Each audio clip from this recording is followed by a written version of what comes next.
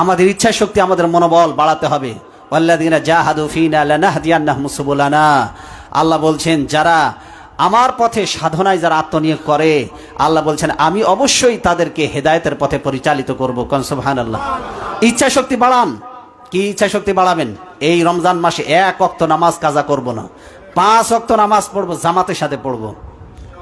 ইচ্ছা শক্তি আছে? আরে ভাই কথা বলেন না কেন?